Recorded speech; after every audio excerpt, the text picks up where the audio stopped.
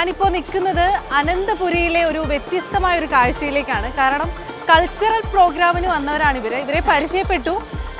എന്തായിരുന്നു നൃത്തം? പളിയ നൃത്തമാണ് ഇവരിവിടെ ചെയ്തത്.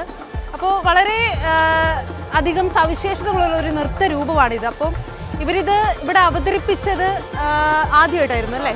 ആദ്യമായിട്ടാണ് ഇവരിത് അവതരിപ്പിച്ചത്. അപ്പം ഈ വേഷമൊക്കെ നോക്കിയാലും കാണാം നമ്മളിതുവരെ കണ്ടിട്ടില്ലാത്തൊരു നൃത്തരൂപമായിരുന്നു. ഇത് ആളുകളിലേക്ക് എത്തിക്കുക എന്നുള്ള ഉദ്ദേശത്തോടു കൂടി ആയിരിക്കും ചിലപ്പം ഇവരിത് അവതരിപ്പിച്ചിട്ടുണ്ടാവുക. എന്തായാലും നിങ്ങളെയും ഞാനിത് പരിചയപ്പെടുത്തുകയാണ്.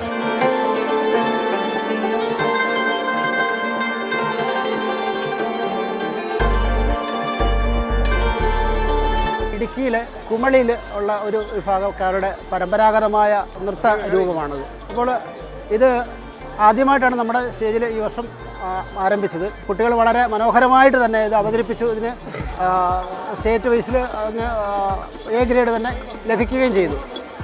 ഇവർ 12 പേരാണ് പഠിച്ചത്. അവരെ പഠിപ്പിക്കാൻ ഒരു ആളുണ്ടായിരുന്നു, ഒരു മാഷുണ്ടായിരുന്നു. അവർ അവിടെ നിന്ന് വന്നിട്ട് ആ ചെറിയ പ്രദേശത്തുനിന്ന് തന്നെ വന്നിട്ട് ചെറിയൊരു കൂട്ടർ ആണ് പള്ളിയരെന്ന് പറയുന്നത്. ആ വിഭാഗത്തിൽ ഉള്ള ഒരു കുട്ടിയാണ് വന്ന് പഠിപ്പിച്ചത്. അവരുടെ ഇടയിൽ നൃത്ത രൂപമാണ് MR സ്വരശ്ശേരിക്കര. കല്യാണമൊക്കെ പോലുള്ള ചടങ്ങുകൾക്ക് വേണ്ടി ആണ് ഇത്. കളിയാക്കപ്പാട്ടെന്നാണ് അറിയപ്പെടുന്നത്. അത് ആ ഒരു വിഭാഗത്തിൽപ്പെട്ടാണ് ഇന്ന് അവതരിപ്പിച്ചത്, കളിയാക്കപ്പാട്ട്.